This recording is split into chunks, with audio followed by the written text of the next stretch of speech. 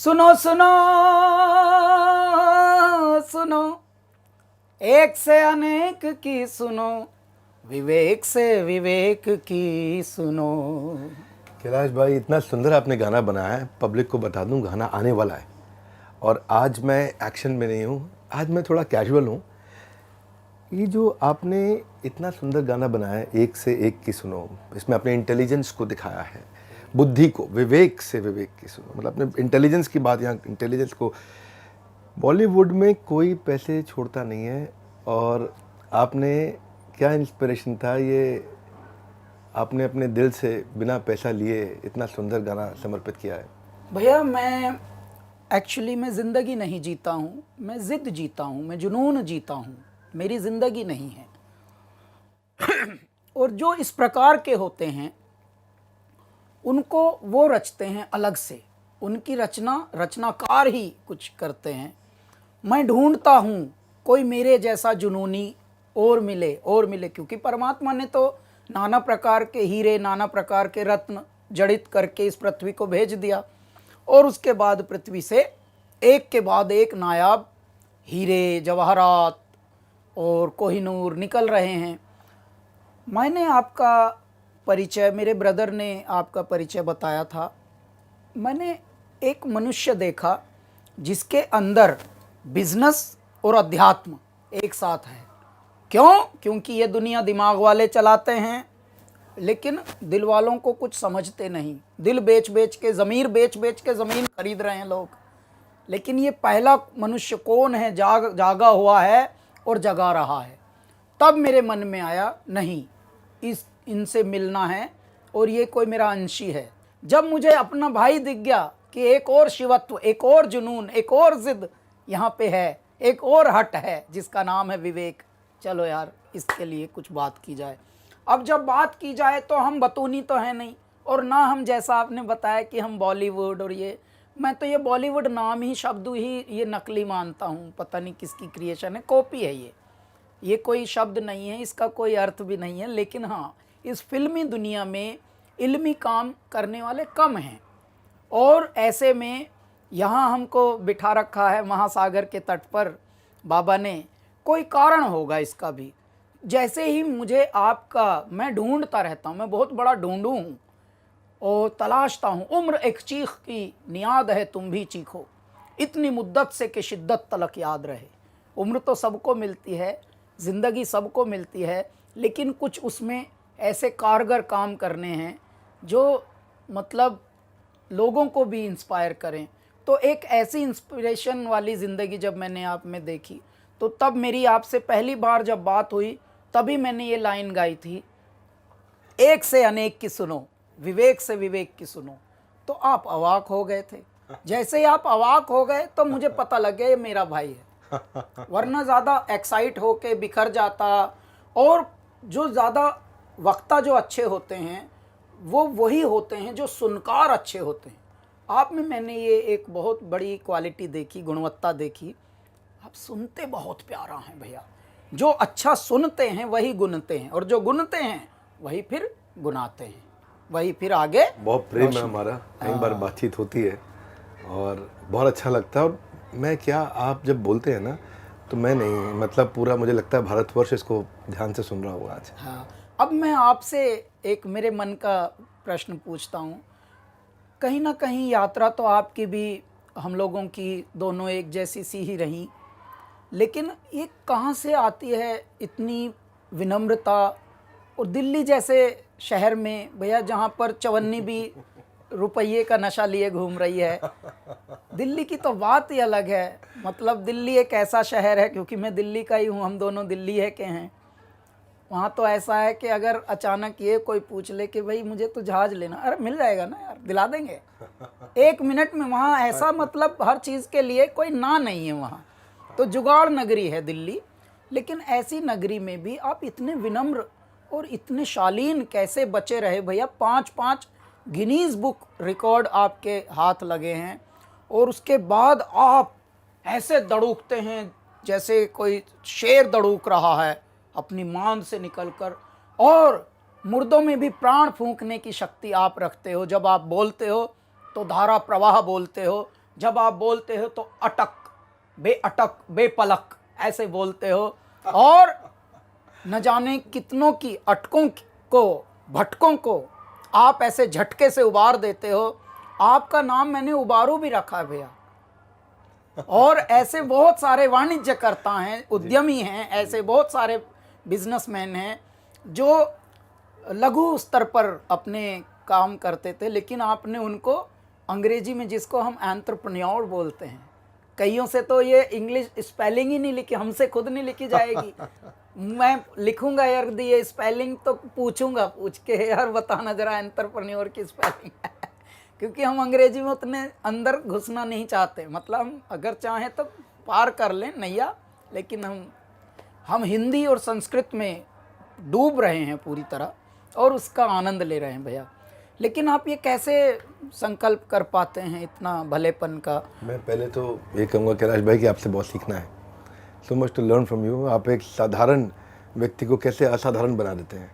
मुझे लगता है आपके आसपास जो रहेगा वो इंस्पायर्ड और मोटिवेटेड रहेगा, क्योंकि आप इतना एनर्जी भर देते हैं। और एक सपना हम लेके चले हैं, एक सपना है जिसको पूरा करना है, और उस सपने में एक चीज़ पे हमने फोकस किया है कि जिस आम आदमी के लिए हम काम कर रहे हैं, उस आम आदमी को अगर एनेबल कर दे, भारत में बहुत शक्ति है, भारतीयों में बहुत शक्ति है, मेरे भाई असीमित शक्ति है। और उस शक्ति में आज फैसिलिटी की कमी है। जब अंग्रेज हमको छोड़ के गए तो हमारी जो जीडीपी थी, वर्ल्ड का कंट्रीब्यूशन उस समय 24% थी। अंग्रेजों के आने से पहले, उनके जाने के बाद 2.5% रह गई, यानी कि 1/10 करके चले गए हमें वो जी।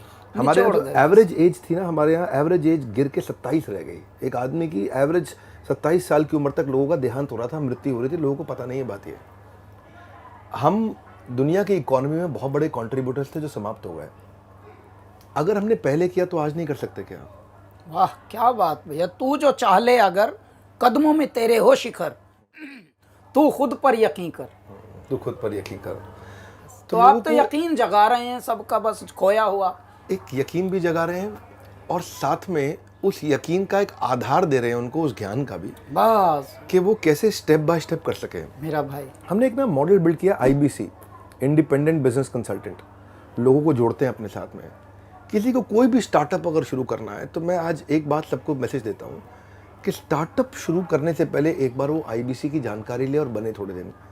उसको हम इतना तराश देते हैं, इतना पीट देते हैं, इतना समझा देते हैं, इतना डांट भी देते हैं जब वो IBC बन जाता है हमारे साथ, इतना ट्रेन कर देते हैं, इतना कभी कभार छील भी देते हैं उसको, और इतना उससे लगा देते हैं कि वो 1 साल के अंदर किसी भी स्टार्टअप को तैयार करने के लिए खड़ा हो जाता है। ज़रूरी भी है। जिस मिशन को आप लेकर चले हैं, मैंने ये देखा है भैया, जो पहली मैंने एक लाइन दी थी ना कि मुर्दों में भी प्राण फूंक देते हो आप, अब मैं आपके लिए ये गाना गाता हूँ। तेरी गुर्राहट सिंह की दहाड़ है, सब जर्रा जर्रा तू पहाड़ है, तारों को चमक लैन दे, तेज धारों को बहक लैन दे, आज फटे चक लैन दे हो, चक लैन दे, सूरज को तक लैन दे हो, तक लैन दे।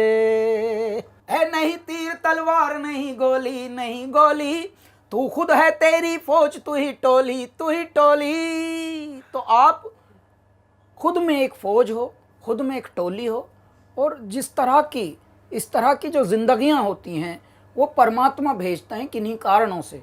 और इसीलिए आपका जन्म, आपका पालन, आपका लालन और आपके अनुभव, ये सब जोड़कर, सब कुछ निचोड़कर तब बनता है विवेक। और बिंद्रा तो फिर बात ऐसी हो जाती है कि वाह भाई, बिंद्रा ही बिंद्रा। एक्चुअली कृष्ण कहते हैं गीता में, ददामि बुद्धि योगम तम ये न मामोपयांति थे, कि मैं बुद्धि योग, विवेक मतलब जो बुद्धि योग है, वो कृष्ण कहते हैं कि मैं स्वयं देता हूँ। अगर पहले आचार्य चाणक्य हुए, चंद्रगुप्त मौर्य हुए, पहले अगर कृष्ण भी हुए, श्री राम भी हुए, और अखंड भारत भी हुआ है, तो तभी हुआ जब उस प्रकार की इंटेलिजेंस थी। तो हमने पहली बार एक कुछ नहीं, इतना सा प्रयास किया है कि हमने भगवद गीता से भी सिखाया कि बिजनेस कैसे किया जा सकता है। वही मैं बोल रहा हूँ, ये यूनिक एलिमेंट भैया आपका पृथ्वी पर, ये मैं कोई ब्रह्मांड में बोल रहा हूँ, ये सिर्फ भारत की बात नहीं है, कि मैं पहली बार किसी मनुष्य को देख रहा हूं जो जगा है और जगा रहा है, और वो भी उस क्षेत्र में जो क्षेत्र कहीं विषय वो था ही नहीं। मतलब आप व्यापार का, उद्यम का, अध्यात्म से दूर दूर तक कोई कनेक्शन नहीं था। ज़्यादातर लोग अपना सेहत बिगाड़ लेते थे, चालाकी, वाचाली, चतुराई करके पैसा कमाया, लेकिन कोड़ी कोड़ी माया जोड़ी। लेकिन जब एहसास हुआ तब रह गई आयु भी थोड़ी, शरीर भी, और सांसें भी थोड़ी। तो भैया क्या फायदा, तूने किसके लिए जोड़ा था ये? आपको पार्टनर बनाएंगे, तब आप मोटिवेशनल स्पीकर लेकिन इतने भैया बढ़िया है। आपने जैसा पकड़ा है लोगों को कि नहीं, बिगाड़ना नहीं है, बिगड़े को सुधारना है, आपने वो करके दिखाया। मुझे बहुत खुशी है। और मैंने ये गाना, क्योंकि कुदरत ने ये गाना बनवाया है हमारा, विवेक से विवेक की सुनो, ऐ मेरे प्यारे सुनने वालों, सुनना ही गुनना है, और जो सुनता है वही सबसे ज़्यादा कनेक्ट कर सकता है इस पृथ्वी पर। देखिए, परमात्मा कभी किसी ने किसी सजे हुए, जैसे हम गहने पहन के देखते हैं बड़े बड़े फिल्मों में, नाटकों में, वैसे कभी आते नहीं परमात्मा। परमात्मा अदृश्य रूप में रहते हैं, हमारे अंदर भी रहते हैं, हमारे इर्द गिर्द भी रहते हैं। लेकिन भैया कुदरतन बात है, परमात्मा कैसे सुन लेते हैं, मौन में सुनते हैं सब कुछ। पद्मासन में ध्यान लगाए मौन है, वीराने में तपता योगी कौन है। नाद न कोई तार, न कोई नाद न कोई तारा, और डमरू कभी कभारा, अधमूंदी आंखों से सब देख रहा संसारा। तो मेरे बाबा ने क्रिएट किए हुए हैं आप जैसी आत्माएं, और आप जैसी आत्माओं को हमारा परम कर्तव्य है कि हम और बढ़ाएं और उनके साथ जोत में जोत जगाते चलें। उस यज्ञ में इतनी आहुतियां डाल दें कि वो यज्ञ अखंड यज्ञ बनता रहे, महायज्ञ बनता रहे। इसलिए हमको जोड़ा है मेरे ईश्वर ने। और ये जोड़ी, ये अब 1 और 1 11 की जोड़ी है भैया। और ऐ मेरे दर्शकों, ऐ मेरे श्रोताओं, ऐ मेरे प्रशंसकों, ऐ मेरे फ़ैन क्लबों, विवेक भैया के भी फ़ैन क्लबों, हमारे भी फ़ैन क्लबों, आप सब हमारी स्ट्रेंथ हैं, आप सब हमारा परिवार हैं। और ये देखिए, ये गाना जब आएगा तो आप सबको आपके अंदर की भावना पता लगेगी कि हाँ, क्रोध हो तो हंसना, ईर्ष्या हो तो तपना, और दूसरों की खामियों से बहुत खुद बहुत सीखना। तो ये चिंता में चिंतन का, मना में मनन का जो मज़ा है, जब कोई मना कर दे तो उससे बुरा ना मानना कभी, मना में और थोड़ा ध्यान करना कि हाँ यार, अभी हम इस लायक हैं नहीं। अभी जब हमको माइक लगाया जा रहा था, मैंने बताया कि हमको माइक ही कभी नहीं मिला कभी हिम्मत भी नहीं हुई कि माइक मांग भर लें कभी, अगर छोटे मोटे स्टेज पे गए। तो मना में मनन का, चिंता में चिंतन का, तो ये सब आएगा विचार। और मैं बहुत खुश हूँ भैया, ईश्वर ने हमें इस योग में, इस प्रयोग में, इस संयोग में, इस युग में जोड़ दिया है। और ये बहुत बड़ा एक, इसका मैं बता रहा हूँ भैया, निमित्त है, और समझ भी आ सकता है। मैं तो एक बात कहना चाहता हूँ आप सबसे कि जब भी हम कोई वाणी सुनते हैं ना, उस वाणी के पीछे संस्कार होता है। और वो संस्कार कैसे हैं?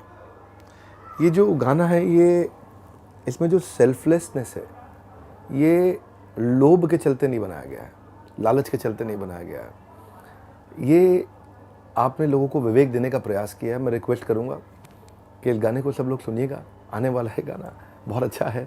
और इसमें जो सेल्फलेसनेस है वो इम्पैक्ट करती है, क्योंकि जब जेब से निकली बात हो तो जेब तक जाती है, जब वाणी से निकली बात हो तो कान तक जाती है, दिमाग से निकली बात हो तो दिमाग तक जाती है, पर जब दिल से निकली बात हो तो हृदय परिवर्तित कर देती है।